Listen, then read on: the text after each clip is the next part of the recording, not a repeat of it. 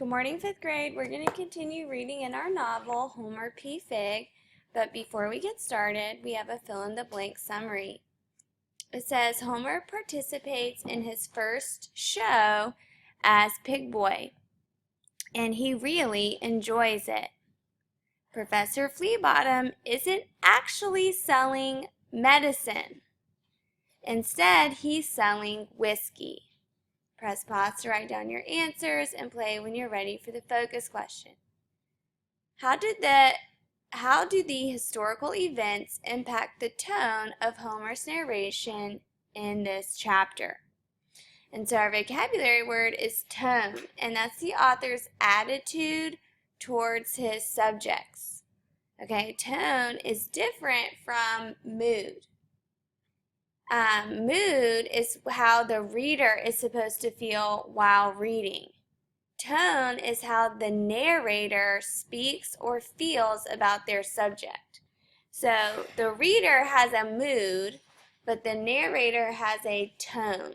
And we kind of want to hone in on Homer's tone today and think about how he's describing these historical events. Okay, some example of tone words are anxious, jealous, appreciative, loving, concerned, melancholy, cynical, peaceful, depressed, pleasant, foreboding, respectful, grateful, sensitive, hopeful, or timid.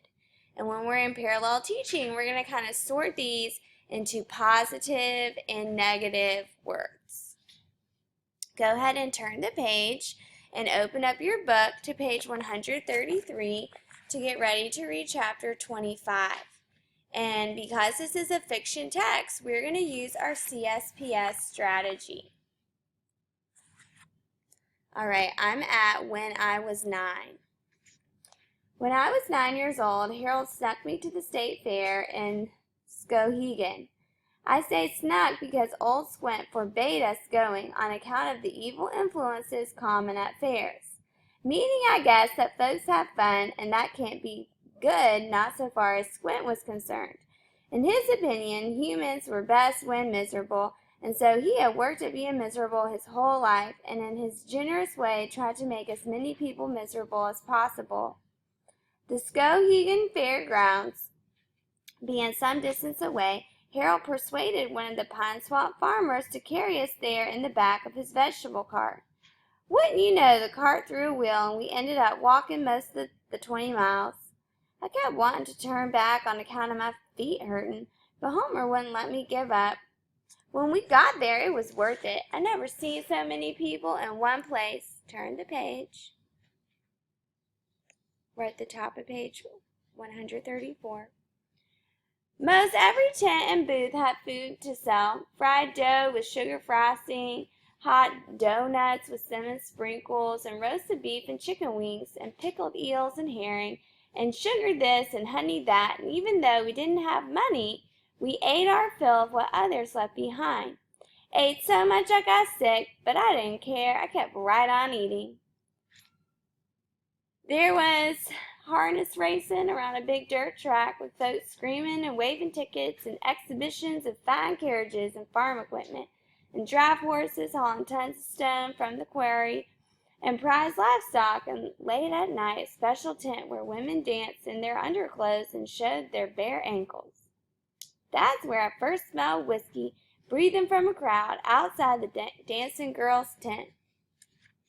We was forbidden to enter, of course, being only boys, but stationed ourselves outside because some of the men were so drunk they needed help to walk and paid us a penny to assist them to their wagons so they wouldn't have to sleep in the mud.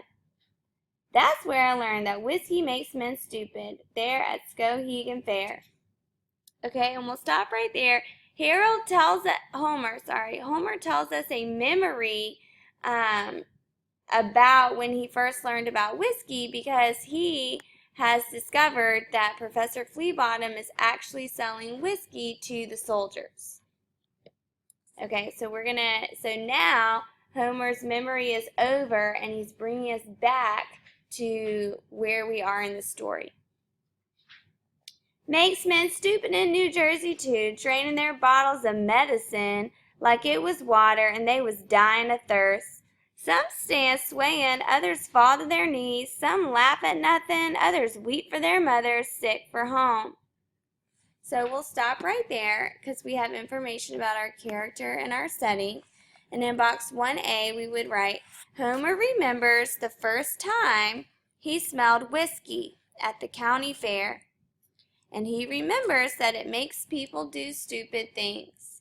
Press pause to write down your answer and play when you're ready for the quote. And for the quote, we will write down this sentence at the bottom of page 134. That's where I learned that whiskey makes men stupid at the Skowhegan Fair. Press pause to write down your answer and play when you're ready for the setting. And so the setting of the story actually is in New Jersey at an army encampment, and he's at the traveling show.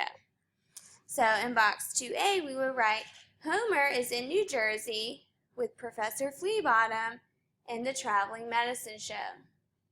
Press pause to write down your answer and play when you're ready for 2B. And for the setting, we will write down this sentence at the bottom of page 134. Makes men stupid in New Jersey too, draining their bottles of medicine like it was water and they was dying of thirst. Press pause to write down your answer and play when you're ready to keep reading. We're at the top of page 135.